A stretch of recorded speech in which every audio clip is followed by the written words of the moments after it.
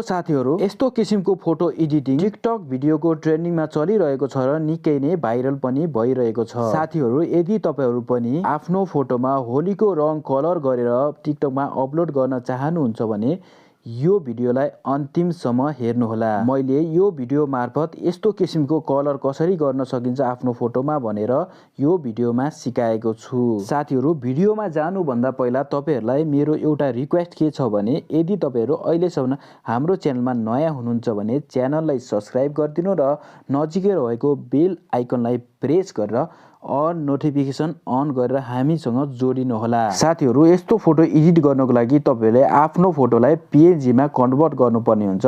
त्यो कसरी गर्न सकिन्छ भनेर म तपाईलाई देखाउन गइरहेको छु। त्यसको लागि तपाईले जस्ट क्रोम ब्राउजरलाई ओपन गर्नु होला। त्यसपछि यहाँ माथि तपाईले रिमुभ बीजी भनेर सर्च गर्नु होला। रिमुभ बीजी भनेर सर्च गरिसक्नु भएपछि यहाँ रिमुभ इमेज ब्याकग्राउन्ड भनेर तपाईले सबभन्दा टपमा आएको देख्न सक्नुहुनेछ। जस्ट तपाईहरुले यसलाई क्लिक गर्नुपर्ने हुन्छ।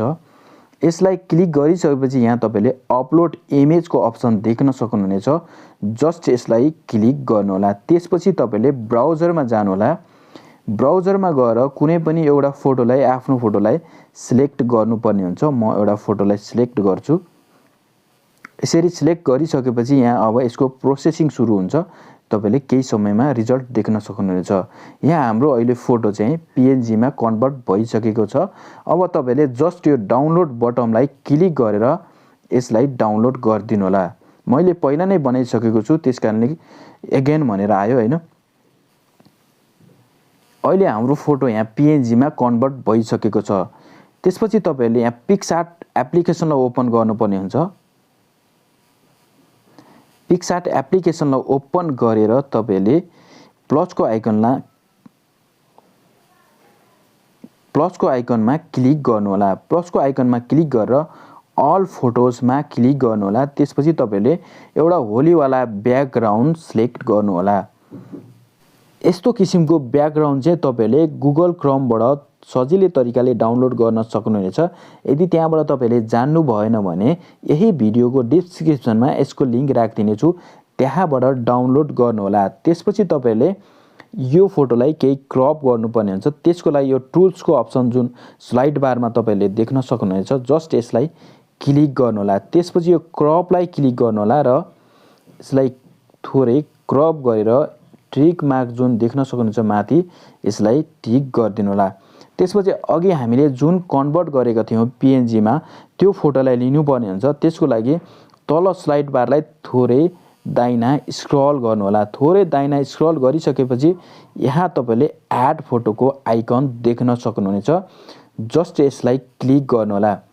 यसलाई क्लिक गरेर तपाईले जुन कन्भर्ट गर्नुभएको थियो त्यो PNG लाई सिलेक्ट गर्नु होला र यो माथि जुन एड वान देख्न सक्नुहुन्छ, जस्ट यसलाई क्लिक गरिदिनु होला।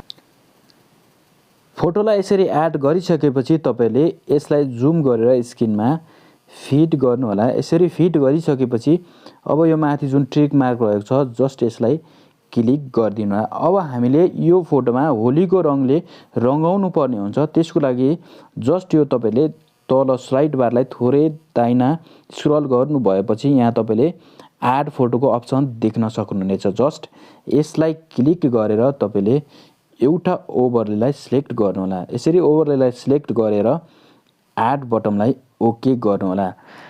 त्यसपछि तपाईले यसलाई रोटेट गरेर यो जुन ओभरले रहेको छ यसलाई स्क्रिनमा मिलाउनु पर्ने हुन्छ। यसरी स्क्रिनमा मिलाइदिनु होला। त्यसपछि यहाँ ब्लेन्डिङको अप्सन तल स्लाइड बारमा देख्न सक्नुहुन्छ। त्यसको लागि थोरै स्लाइड बारलाई स्क्रल राइट गर्नु होला। त्यसपछि यहाँ बियाले एन्डी ब्लेन्डको अप्सन आउँछ। जस्ट यसलाई क्लिक गर्नु होला र मल्टिप्लाईलाई सिलेक्ट गरिदिनु होला। यसरी मल्टिप्लाईलाई सिलेक्ट गरिसकेपछि यस्तो खालको इन्टरफेस हामीले देख्न सक्छौं। अब हामीलाई नचाहिने पार्टलाई इरेज गर्नुपर्ने हुन्छ। त्यसको लागि माथि तपाईले यहाँ टपमा इरेजको अप्सन देख्न सक्नुहुनेछ। जस्ट यसलाई क्लिक गर्नु होला। यसलाई क्लिक गरेर तपाईले इरेजलाई सिलेक्ट गर्नु होला। इरेजलाई सिलेक्ट गरेर तपाईले यसको साइजलाई घटाउन बढाउन यहाँबाट सक्नुहुनेछ। यहाँबाट तपाईले साइजलाई घटाउनु होला र दुईवटा फिंगरको सहायताले फोटोलाई जुम गर्नु होला। दुईवटा फिंगरको सहायताले फोटोलाई जुम गरिसकेपछि अब तपाईले नचाहिने पार्टलाई इरेज गर्नु होला। यसरी इरेज गर्नुभयो भने एकदमै राम्रो हुन्छ।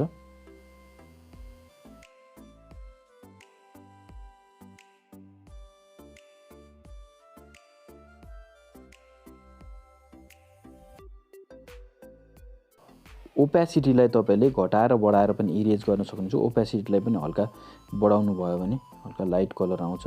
थोरै घटाएर ओपेसिटीलाई पनि एडजस्ट गर्दै दुईवटा फिङ्गरको सहायताले थोरै दाहिना सार्नु होला अथवा बायाँ सार्नु होला।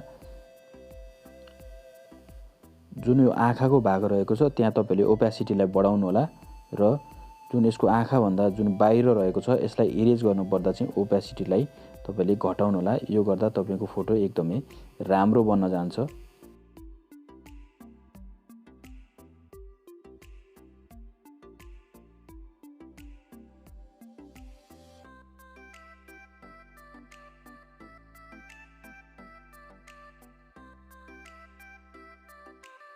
हाम्रो फोटो यहाँ तयार भइसकेको छ। अब त्यसपछि माथि तपाईले यहाँ टिक मार्क देख्न सक्नुहुन्छ। जस्ट यसलाई क्लिक गर्नु होला। त्यसपछि हामीले अर्को ओभरलेलाई लिनुपर्ने हुन्छ। त्यो भन्दा पहिला फेरि एकचोटि यसलाई क्लिक गर्नु होला। यसरी क्लिक गरेपछि अब यो फेसबाट दाहिने बायाँ जाँदैन। त्यसपछि फेरि तपाईहरु एड फोटोमा क्लिक गर्नु होला। एड फोटोमा क्लिक गरेर यो वाला ओभरलेलाई सिलेक्ट गर्नु होला। म सम्पूर्ण ओभरलेको लिंक चाहिँ डिस्क्रिप्सनमा राखिदिन्छु। त्यहाँबाट तपाईले डाउनलोड गरेर प्रयोग गर्न सक्नुहुनेछ। एड अप्सनलाई क्लिक गर्नु होला। हाम्रो ओभरले यहाँ आइसकेको छ। त्यसपछि आएर तपाईले यसलाई एप्लाई गर्नको लागि सर्वप्रथम तल स्लाइड बारलाई थोरै दाहिना स्लाइड गर्नु होला। यहाँ ब्ल्यान्डको अप्सन आउँछ। ब्ल्यान्डलाई क्लिक गर्नु होला।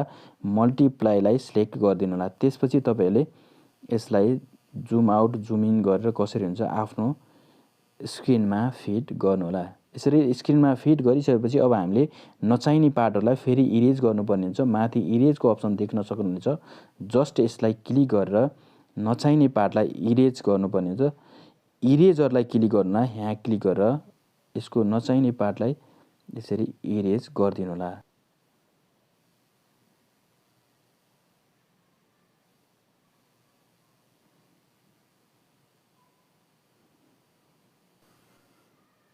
ओके, त तपाईले यहाँ देख्न सक्नुहुनेछ हाम्रो फोटो तयार भइसकेको छ। त्यसपछि यहाँ टिक मार्कलाई क्लिक गरेर टिक गरिदिनु होला। अब यसलाई सेभ गर्नको लागि यो जुन एरो रहेको छ जस्ट यो एरोलाई क्लिक गर्नु होला। त्यसपछि यहाँ आएर ग्यालरीलाई क्लिक गरिदिनु होला। ग्यालरीमा गएर यो फोटो सेभ हुन्छ। त्यसपछि डन गरिदिनु होला। साथीहरु, तपाईलाई यो भिडियो कस्तो लाग्यो कमेन्ट गर्नु होला र यदि तपाईलाई यो भिडियो मन पर्यो भने साथीहरुलाई पनि शेयर गर्नु होला। अहिलेसम्म हाम्रो च्यानललाई सब्स्क्राइब गर्नु भएको छैन भने च्यानललाई सब्स्क्राइब गरेर अल नोटिफिकेसन अन गर्नु होला। किन भन्दाखेरि यस्तै किसिमको ट्युटोरियल मैले ल्याइरहने छु। आगामी दिनमा कस्तो किसिमको ट्युटोरियल चाहिन्छ त्यो पनि कमेन्ट बक्समा राख्नु होला र नेक्स्ट टाइम अर्को भिडियो ल्याउने बाचाका साथ अहिलेलाई बाइ बाइ।